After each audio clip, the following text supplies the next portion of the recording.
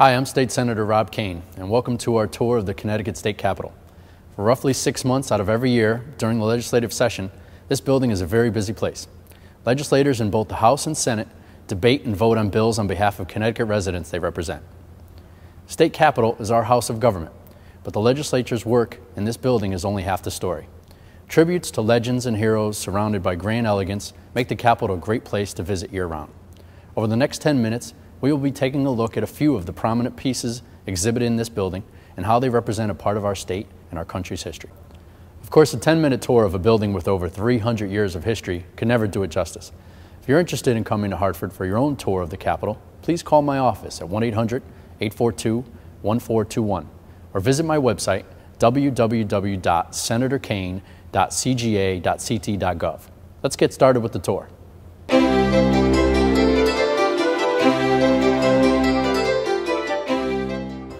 Built on land purchased by the City of Hartford from Trinity College, construction of Connecticut State Capitol spanned 8 years, from 1871 to 1879. The architect, Richard Upjohn of New York, was selected among 11 others vying for the project. Initial plans estimated construction costs at approximately $1 million. However, the final total came in at over $2.5 million as improvements were added at different phases of the project. In early designs, the structure to adorn the top of the Capitol was to be a rectangular tower, not the majestic gold leaf dome we see today. Other extra costs were associated with enhancing the Capitol's overall elegance and making the building fireproof.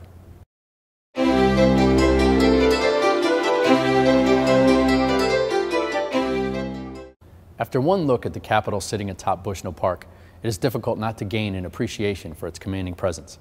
What may surprise you is that when construction began in 1871, Hartford was not our only capital city. It had shared the distinction with New Haven since the 1660s, after the colony of New Haven was integrated into Connecticut. The increasing role of the legislature in dealing with an emerging industrial and urban society led many to push for increased efficiency within government, starting with the elimination of the two-capital system.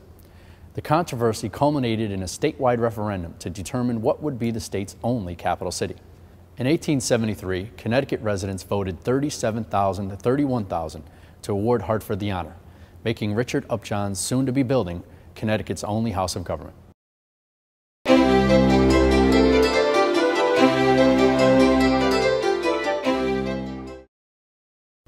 The opening of the state capitol for the 1879 legislative session marked the beginning of a new era for Connecticut government, an ornate and elegant building that was destined to be a historical treasure for generations to come, and it came at a good time. Just 15 years before ground was broken on the new capitol, Connecticut lost its most treasured historical artifact when the charter oak tree was blown down during a violent storm. Living for an estimated 8 centuries and measuring 33 feet in diameter, the charter oak tree of Hartford's Willis Estate played a central role in an event that came to define the spirit of the young colony.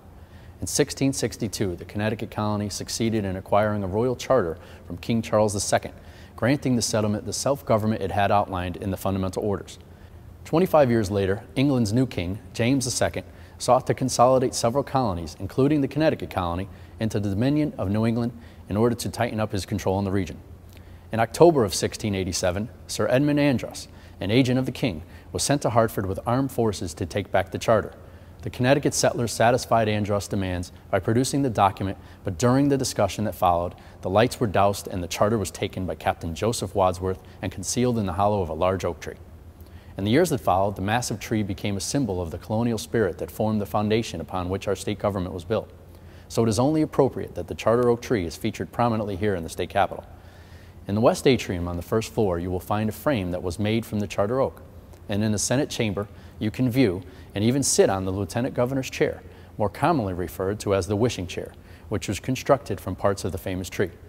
And although the original charter oak is gone, you can still visit its descendants throughout the state. Across from the Capitol in Bushnell Park, you'll find a first-generation descendant of the charter oak. Acorns from this tree were also planted in many cities and towns across the state, making them home to grandchildren of Connecticut's most legendary and symbolic tree. By saving the royal charter from falling into British hands, Captain Joseph Wadsworth can certainly be considered one of our state's first heroes.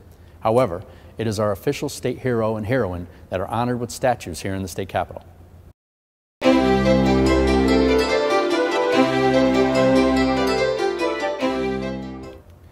Often called America's first spy, Nathan Hale was born in Coventry, Connecticut in 1755. A graduate of Yale University, Hale spent time as a teacher in East Haddam and New London. When the Revolutionary War began in 1775, Hale joined the Connecticut militia and was elected first lieutenant. Just 1 year later, he had been elevated to captain in Connecticut's 7th Regiment. After British forces captured New York City, it was Nathan Hale who answered George Washington's call for a volunteer to travel behind enemy lines as a spy for the Continental Army. Disguised as a Dutch schoolmaster, Hale successfully gathered information on troop positions for about a week before being captured on his way back to the American side. Held captive overnight, Nathan Hale was hung the next day without the benefit of a trial. By all accounts, Hale was composed and spoke eloquently in the minutes leading up to his execution. Faced with imminent death, he is widely credited with uttering a line known by most Americans: "I only regret that I have but one life to give my country." We honor the Coventry native right here in the Capitol in the East Atrium with a large statue complete with these famous words. Hale is remembered for his contributions to the Revolutionary War, but he was more than a soldier. As a teacher, Hale did not believe education should be offered to just boys. When told he must continue to teach boys during the day, he arranged for 20 girls to come in from 5 to 7 a.m. to receive the same instruction the boys would receive later that day. Although this went against the popular opinion at the time, Nathan Hale was not faced with the public outrage that inspired the courage and honor of our eventual state heroine.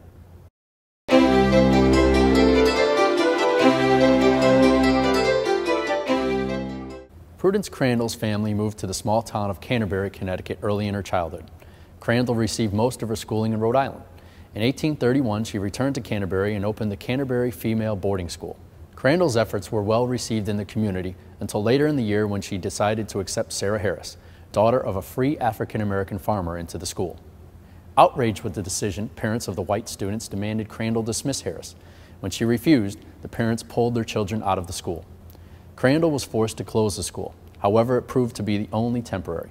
With the help of the famous abolitionist William Lloyd Garrison, the school was reopened to serve only young African-American women.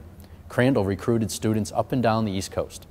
Responding to furious townspeople, the General Assembly passed the now infamous Black Laws, which prohibited Connecticut schools from instructing African Americans from other states. Once again, Crandall refused to give in to popular opinion. She was arrested, jailed, and then released on bond the following day.